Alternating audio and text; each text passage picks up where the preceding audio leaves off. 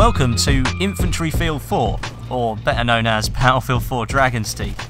In the video today, actually, quite an interesting point that I don't think there is a single vehicle in the gameplay whatsoever, apart from the Roar. He'll probably make an appearance a couple of times, but I don't really count that as a true vehicle. It kind of is, but it kind of isn't. But by I mean vehicle is that I don't think there is any dirt bikes, quad bikes, tanks, jeeps, or anything. There's just infantry gameplay. And for me, this DLC is amazing just for that reason. There's no way that I will go onto a China Rising map now, simply because I know that there's going to be some guy on there in a scout or an attack heli, somebody in a tank who's going to be dominating the server, and potentially could be ruining the gameplay for me as an infantry player.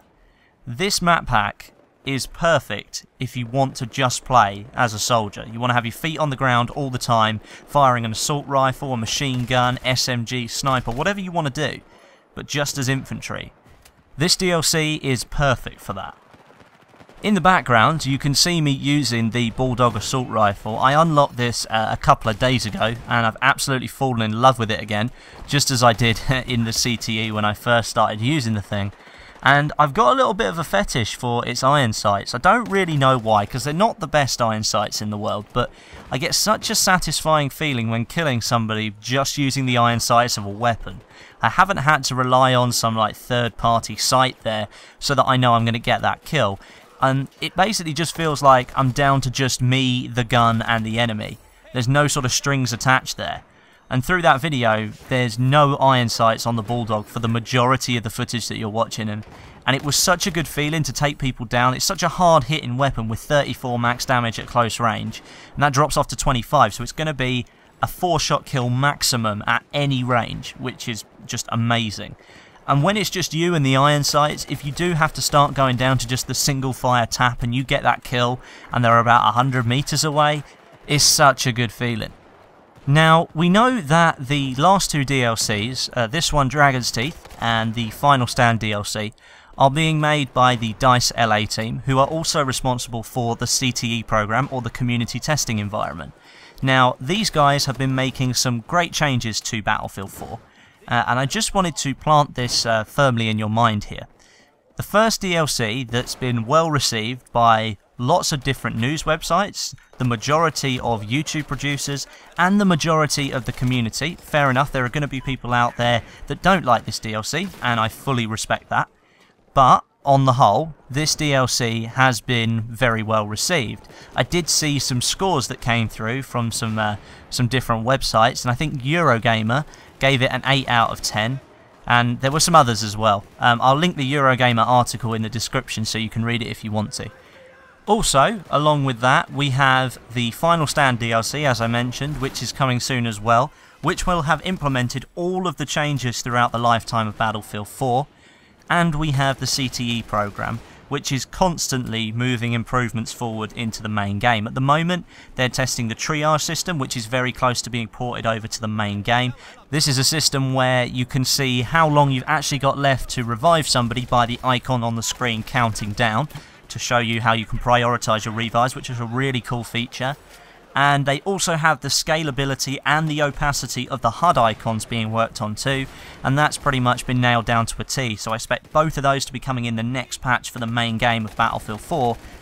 All of that, so Dragon's Teeth, Final Stand and CTE, has all come from DICE LA, not DICE Stockholm.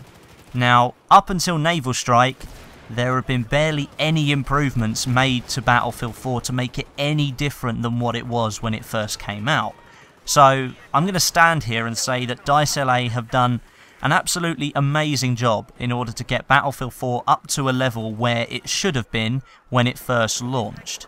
Now, I won't go too much into that because we already know that most people are just pissed off about the launch of Battlefield 4, but yeah, props to DICE LA for making a very good game out of what was a very, very big letdown. To put that all into perspective, the player base for Battlefield 4 is obviously now much smaller than what the player base for Battlefield 3 was at this same stage within its product cycle. You would probably argue that Aftermath again was the best DLC for Battlefield 3, and that was the 4th out of the 5th DLC, just the same as Dragon's Teeth. Now, if DICE LA hadn't been working on the netcode and all these improvements for the base game of Battlefield 4, would Dragon's Teeth be the DLC that everyone is enjoying right now? I don't really think it would be.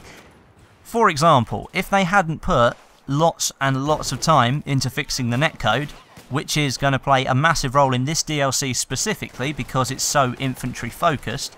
Of course, netcode is going to play a massive part on how a gunfight plays out. I think we'd all say that this is going to be the worst DLC if the netcode was still in the state it was when DICE pushed the game out in October, or when EA let them release the game in October. I think we'd all be saying that it wouldn't be a very good DLC. And it's great to see that even though it's 9 months down the line, it has been identified that there were all these problems, and we now have a fully functioning game that works as intended. It's still not perfect, grant you, there are some things that I really don't agree with about Battlefield 4, but ultimately the game now works, and DICE LA should be given a massive pat on the back for making a brilliant DLC that we can now play with a game that does actually work. But yeah, those are my thoughts on the Infantry Field 4 that we have right now. I think it's really good where we are right now with the game. There's been some brilliant improvements, and Dragon's Teeth is without a doubt the best DLC for Battlefield 4 so far. But let me know down in the comments today, guys, if you like Dragon's Teeth. What's your favourite map? Have you unlocked the weapons? Have you unlocked the Deagle yet? I still haven't unlocked it, but I will get there. I will get there. Let me know down in the comments today, guys. I do try and read all those comments. But thanks very much for watching. Leave a rating if you enjoyed it, and as I said, comments are always appreciated. But until next time, my name is Westy, and I'll catch you guys in the next video.